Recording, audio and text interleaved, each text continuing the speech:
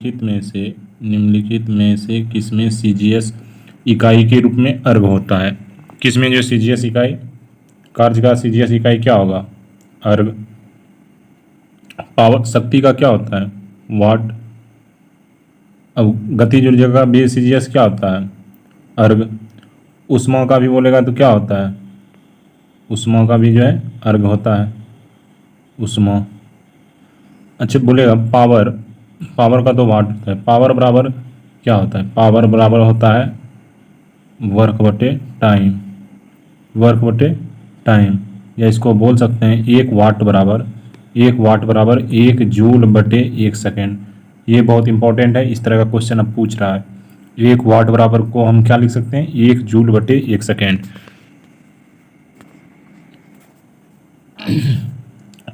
और देखिए इस तरह से यदि बोल देगा प्रेशर बराबर, इसको कट कीजिए, जैसे लिख देगा प्रेशर बराबर क्या होता है?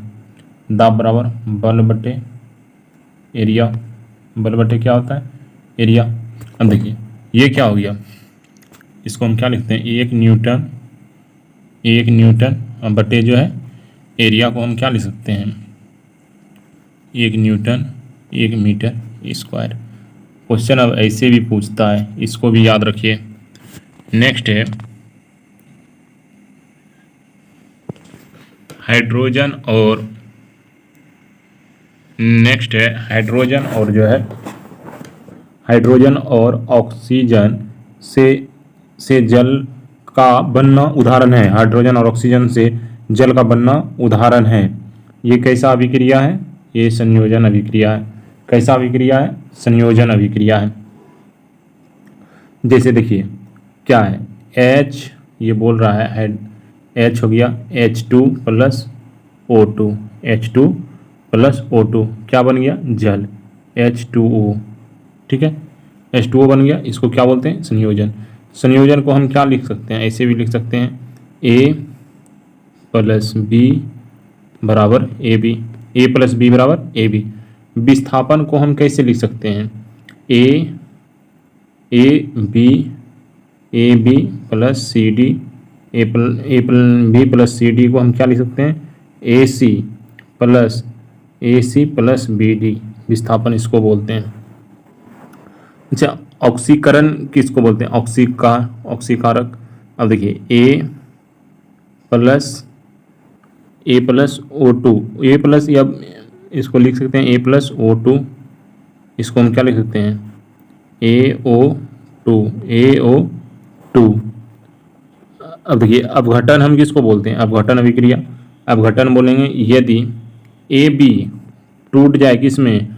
AB जो है टूट जाए किसमें? A प्लस B में, इसको अपघटन प्रतिक्रिया बोलते हैं। नेक्स्ट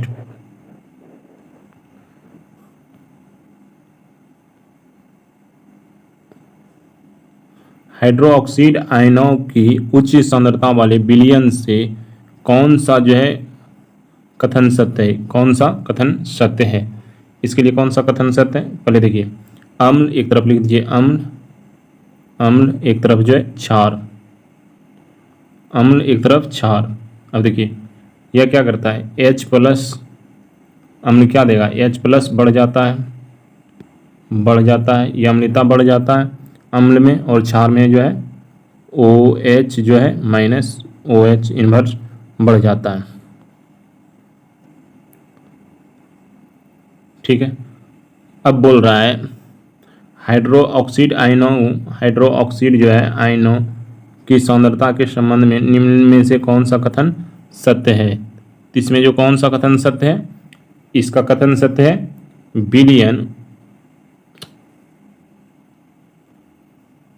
विलयन उच्च pH मान वाला क्षारीय विलयन होता है। यदि उच्च pH मान होगा तो क्या होगा? क्षारीय होगा। निम्न pH मान वाला अम्लीय होगा। यहाँ जो है विलयन उच्च pH मान वाला अम्लीय होगा, ये गलत है। विलयन निम्न pH मान वाला जो है विलयन A नंबर सही है। अब देखिए चौथा में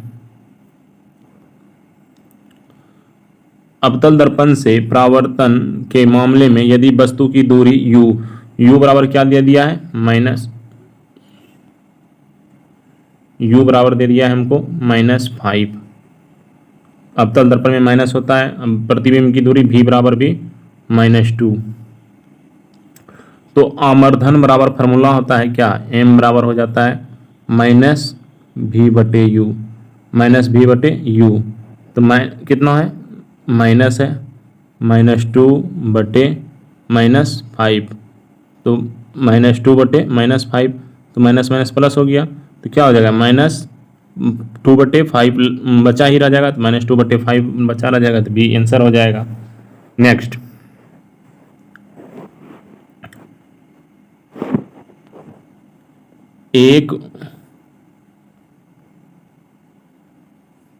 एक ग्लूकोमीटर का उपयोग आमतौर पर डैश रोगी द्वारा पर्यवेक्षक के में किया जाता है। किसका पर्यवेक्षक में किया जाता है, तो इसका जो है किया जाता है, ये जो है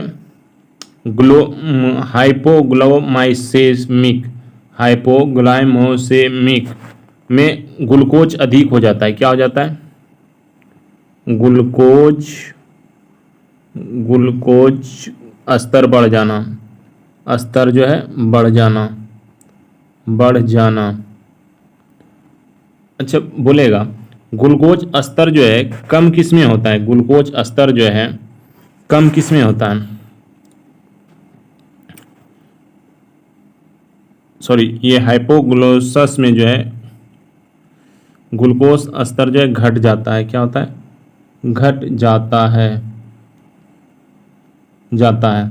बोलेगा ग्लूकोज अधिक किस में हो जाता है, ग्लूकोज जो है अधिक किस में हो जाता है, तो ग्लूकोज अधिक में हो जाएगा हाइपरग्लोसेमिक में जो है ग्लूकोज अधिक हो जाता है, ग्लूकोज जो है अधिक हो जाता है।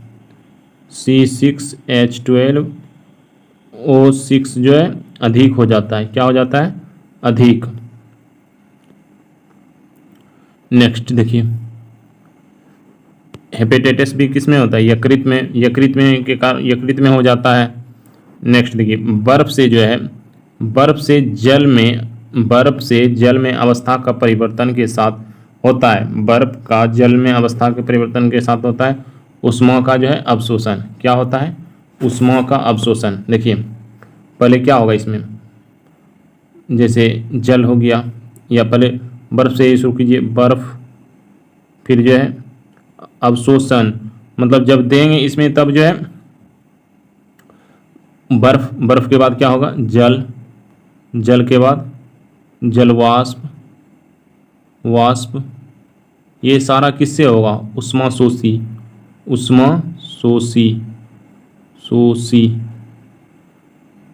शोषी के कारण ये सब होगा। लेकिन यदि बोलेगा उष्मा, जैसे देखिए जलवाष्प हो गया, ठीक है, जलवाष्प से फिर जो है जल बना दें, जल से फिर जो है बर्फ बना दें, तो ये क्या कहलाएगा, ऊष्माक्षेपी। क्योंकि हम क्या करना पड़ेगा, हमको ऊष्माक्षेपी, इसमें जो है हमें क्या करना पड़ेगा, जलवाष्प से मतलब जो है हम जल बना रहे हैं, इसका मतलब क्या है, ऊष्मा हम जो इसे खींच रहे हैं, तभी तो ऊष्मा कम करेंगे, मतलब छेपी, मतलब छेपना मतलब कम करना, तभी तो ये जल बनेगा। जल से भी बर्फ बना रहे हैं, क्या कर रहे हैं, ऊष्मा ले रहे हैं इससे, ठीक है। और देखिए सबसे बड़ा इसमें जो है, यदि अवस्था परिवर्तन होता है, अवस्था परिवर्तन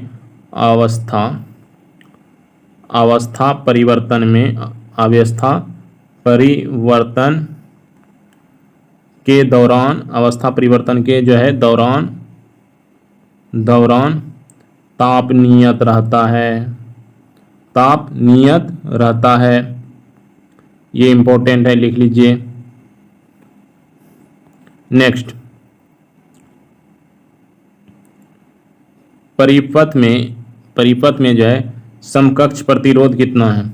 अब देखिए ये दोनों है, 4 गुना 2 बटे 4 2 6, 2 से 2 तिया 6, इसमें भी जो है 4 दूना 8 बटे 6, तो क्या हो जाएगा 4/3, 4/3 प्लस 4/3, 4/3 जो है अब प्लस जो है 4/3 कितना हो जाएगा 8/3 ओम। ए नंबर आंसर हो गया।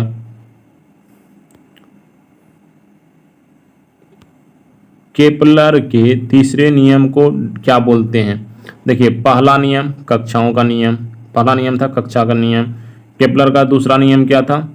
क्षेत्रफल का नियम था। केपलर का तृतीय नियम जो है कि परिक्रमण का नियम या अवधियों का नियम, परिक्रमण भी इसको बोल सकते हैं, परिक्रमण का नियम, परिक्रमण का नियम या अवधियों का नियम जो है यह जो है केपलर का थर्ड लॉ था। अब बोलेगा गुरुत्वाकर्षण का नियम किसने दिया था? न्यूटन ने। नेक्स्ट,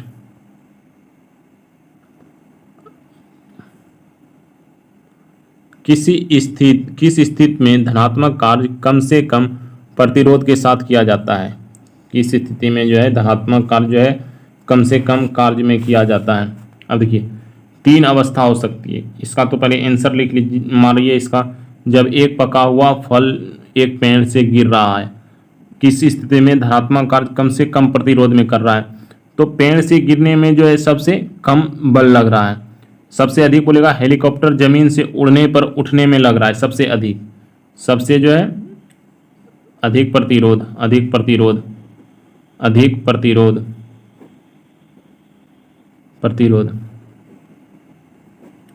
अच्छा, अब देखिए मेन इसमें सीखना क्या था हमको, बोलेगा कार्य जो है सबसे कम, कार्य जो है देखिए कार्य बराबर क्या होता है? कार्य बराबर F S cos theta, cos F S जो है एफ एस कॉस थीटा। अब देखिए कार्य बराबर होता है एफ एस कॉस थीटा। अब देखिए यदि धनात्मक हो, धनात्मक हो तो एफ एक धनात्मक, धनात्मक, धनात्मक हो तो एफ एस जो है एक तरफ होगा, एफ एस सीधा होगा तो सीधा, या उल्टा होगा तो उल्टा। ऋणात्मक मतलब माइनस होगा तो क्या होगा? विपरीत, विपरीत। एफ एस क्या लगेगा? विपरीत दिशा में, ठीक है। यदि शून्य होगा, शून्य होगा तो 90 डिग्री। धनात्मक ये जो है शून्य होगा तो क्या होगा? 90 डिग्री पे रखना पड़ेगा तभी ये शून्य होगा। अब देखिए 10, जिप्सम जो है, जिप्सम के किस तापमान पर प्लास्टर ऑफ पेरिस में परिवर्तन हो जाता है? अब देखिए जिप्सम जो है किस तापमान पे जो है प्लास्टर ऑफ पेरिस हो जाता है? अब देखिए जिप्सम का फॉर्मूला क्या होता है? CaSO4 प्लस H2O, सॉरी इसको पहले अच्छे से लिखते हैं, इसको देखिए जैसे लिखिए CaSO4 प्लस जो है H2O, इसको क्या होगा? CaSO4 इंटू हाफ H2O हो गया।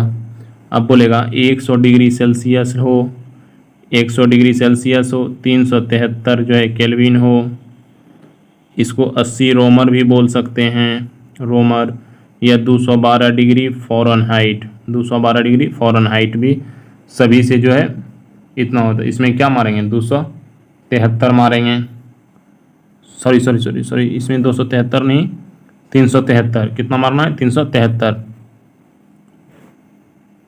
अब देखिए न्यूलैंड के अष्टक तत्वों के बीच आवर्धन केवल डैश तक देखी गई थी, कैल्शियम तक। कितना तक? कैल्शियम तक। अंतिम तत्व क्या था?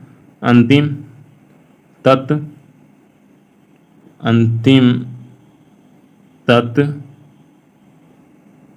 तत्व क्या था? थोरियम 56। न्यूलैंड का जो है अंतिम तत्व कितना था? 56। लेकिन यही चीज़ हम बोल देगा न्यूलैंड के बारे में, ये मोस्ले से पहले जो है, मोस्ले आधुनिक आवर्त सारणी किसने दिया था? मोस्ले, मेंडलीफ जो है, मेंडलीफ के समय तत्वों की संख्या कितना था? 63। कितना था? 63। नेक्स्ट, लोहे का एक गोला पारद पर तैरता है किंतु पानी में डूब जाता है, क्योंकि क्योंकि जो है लोहा क्या होता है, भारी होता है। लोहा भारी होता है किससे, जल से। लेकिन जल लोहे का एक गोला जो है पारद में तैरता है, किंतु जल में जो है डूब जाता है, जल से भारी होता है। और जो है यहाँ पारा क्या होता है, पारा जो है भारी होता है लोहा से, इसलिए जो है यह डूबता नहीं है। अब देखिए, लोहे का अपेक्षित घनत्व पारद के अपेक्षित घनत्व से अधिक होता है, पारे के अपेक्षित घनत्व से अधिक होता है। यदि पारे के अपेक्षित घनत्व से अधिक होता तो इसको डूब जाना चाहिए था, इसलिए गलत हो गया। क्योंकि अभी तुरंत बताया कि लोहे का अपेक्षित घनत्व पारद से अधिक नहीं, बल्कि पारद का अपेक्षित घनत्व जो है लोहे के अपेक्षित घनत्व से अधिक होता है, उल्टा है ये।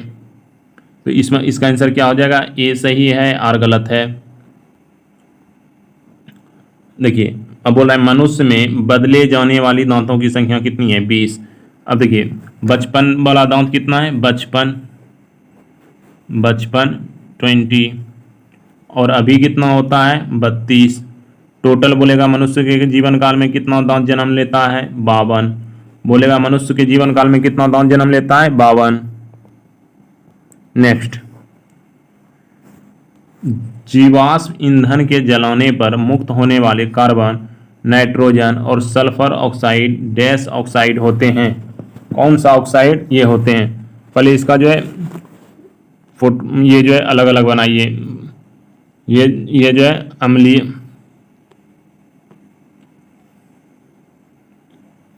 अब देखिए ये अम्ल हो गया,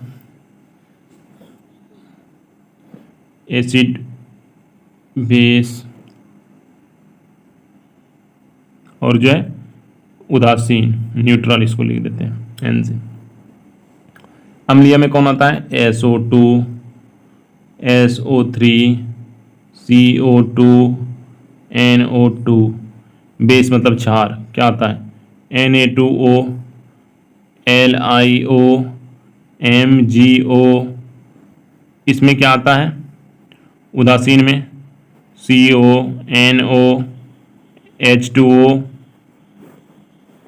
अब नेक्स्ट देखिए, अब क्या बोल रहा है, होने वाले कार्बन, कार्बन किस में है, कार्बन देखिए, कार्बन जो है यहाँ भी है कार्बन, और जो है नाइट्रोजन, कार्बन नाइट्रोजन किस में है, नाइट्रोजन इसमें नहीं, इसमें भी नाइट्रोजन है। और जो है सल्फर, कार्बन नाइट्रोजन सल्फर किस में है, अम्ल में, एसिड मतलब अम्ल में, तो अम्लीय वाला में मार दीजिए। अम्लीय कहाँ है आंसर, अम्लीय बी।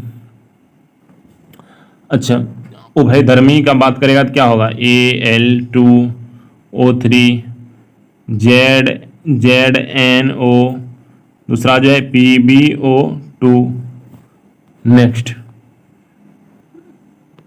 द्रव्यमान के संरक्षण का नियम द्रव्यमान के संरक्षण के नियम के लिए जो है क्या होता है, द्रव्यमान के संरक्षण के नियम के लिए, द्रव्यमान के संरक्षण नियम के लिए क्या होगा, नाभिकीय ऊर्जा। क्या होता है, नाभिकीय ऊर्जा। अब देखिए, जैसे हो गया क्या, 2H2 प्लस O2 को हम क्या लिख सकते हैं, 2H2O। देखिए 16 नंबर,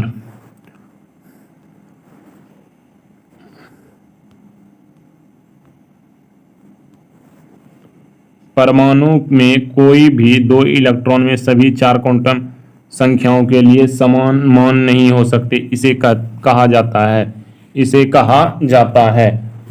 इसे हम कहते हैं पाउली का अपवर्जक सिद्धांत। अच्छा, ये जो है अफवाऊ का सिद्धांत क्या है, इलेक्ट्रॉनिक विन्यास।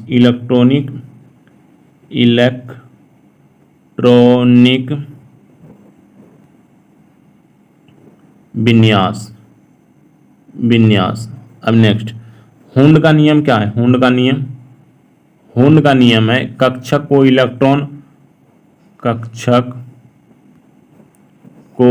इलेक्ट्रॉन जो है इलेक्ट्रॉन भरने के बारे में, इसने हुंड का नियम था कक्षक के इलेक्ट्रॉन को कैसे भरते हैं, को भरने में हाइजेनबर्ग का अनिश्चितता का सिद्धांत, अनिश्चितता का जो है हाइजेनबर्ग का जो है अनिश्चितता का सिद्धांत दिया था। किस पे जो है ये इसने बताया, तरंग के बारे में बताया था, कुछ तरंग के बारे में ही इसने कुछ बताया था। फॉस्फीन के बारे में कौन सा कथन सही है? फॉस्फीन के बारे में निम्नलिखित में से कौन सा कथन सही है? फॉस्फीन में एक विशिष्ट दुर्गंध होती है जो सड़े मछली की तरह होती है, सड़े मछली के तरह, ठीक है, सड़े मछली के तरह। अच्छा, फॉस्फीन का सूत्र क्या होता है? PH3। नेक्स्ट, अब देखिए क्या है, 6000 किलोमीटर त्रिज्या किसी ग्रह के गुरुत्वाकर्षण के कारण त्वरण जो है मीटर पर सेकंड में क्या होगा यदि इसका पलायन वेग जो है 12 किलोमीटर पर सेकेंड है। अब देखिए 12 किलोमीटर पर सेकेंड है तो पहले इसका फार्मूला क्या होता है? मतलब इसका जो है VE पलायन वेग बराबर होता है VE बराबर √2GH, ये फार्मूला होता है। ये फार्मूला याद नहीं रहेगा, नहीं बनेगा। अब देखिए VE का यदि हम होल स्क्वायर करते हैं तो इधर क्या होगा 2GH। तो हमसे क्या पूछा है? यही त्वरण मतलब G पूछा है। तो त्रिज्या हमको कितना दे दिया है? त्रिज्या हमको कितना दे दिया है? ये हमको दे दिया है G बराबर, हम क्या लिख सकते हैं? G बराबर जो है 12, इसका मान तो 12 है ना, 12 पलायन वेग 12 गुना कितना हो जाएगा 1000, क्योंकि किलोमीटर में है, हमको इसको मीटर में बदलना है। 12 गुना 1000 का यहाँ पे होल स्क्वायर है तो यहाँ भी होल स्क्वायर लगा देंगे। नीचे H का मान कितना है?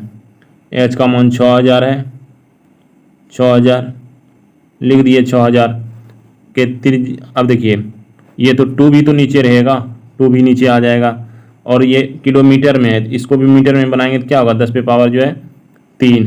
कट पीट के मेरा जो है कितना आ जाएगा? कट पीट के मेरा आ जाएगा 12 आंसर। 18 के C काट लीजिएगा इतना। मेन फार्मूला हमको याद रखना था क्या? VE बराबर जो है VE बराबर √2GH, ये फार्मूला जिसको याद हो जाएगा ये बन जाएगा। यहाँ पे कितना दिया था? H का मान में हमको जो है दिया हुआ था कितना 6000, कितना 6000 किलोमीटर, तो इसको 1000 से गुना करना पड़ेगा मीटर में बनाने के लिए। अब 1000 से इसको गुना कर देंगे तो यहाँ देखिए VE बराबर मेरा कितना है? VE बराबर जो है मेरा दे दिया है 12 किलोमीटर। 12 किलोमीटर को हम 12 गुना 1000 लिख सकते हैं। मीटर में बदलेंगे तो क्या लिखेंगे? इस पे 10 पे पावर 6, और यहाँ इस पे ये फार्मूला पे होगा नहीं, यहाँ पे स्क्वायर करेंगे तो यहाँ 2GH आएगा, उसके बाद बन जाएगा ये। अब 19 नंबर में, निम्नलिखित में से किस दोलन में आयाम समय के साथ बदलता रहता है? आयाम जो है समय के साथ बदलता रहता है। अवमंदन दोलक। अच्छा, अवमंदन दोलक मतलब धीमा होना, कि क्या होना? धीमा होना। अच्छा, तेज होना जो है अन्न जो है अनावंदित दोलन को बोलते हैं तेज होना। अच्छा, प्रणोदित किस पे है? रेडियो रॉकेट सिद्धांत पे। 20 नंबर देखिए, मानव तंत्रिका तंत्र के संदर्भ में न्यूरॉन के किस भाग से जानकारी प्राप्त होती है? न्यूरॉन के किस भाग से जो है जानकारी प्राप्त होती है? डेंड्राइट। तो दोस्तों इसी तरह से देखते रहिए। यदि मेरा वीडियो आप लोगों को देखने में अच्छा लग रहा है या आप लोगों को लग रहा है कि हेल्पफुल है तो आप खुद सब्सक्राइब कीजिए। अपने दोस्त मित्र भाई बहन जिसको भी हो, हम डेली साइंस सीरीज अभी चला रहे हैं। ये दरोगा के लिए भी महत्वपूर्ण है, रेलवे के लिए तो VVI है रेलवे के लिए, और जो है ये BPSC में भी काम देगा। ठीक है, इसी तरह से देखते रहिए, अपने दोस्तों को शेयर कीजिए, पसंद आए तो लाइक कीजिए, कमेंट कीजिए। मेरे टेलीग्राम चैनल ज्ञान यात्रा विद सचिन 67 से जुड़ सकते हैं। धन्यवाद।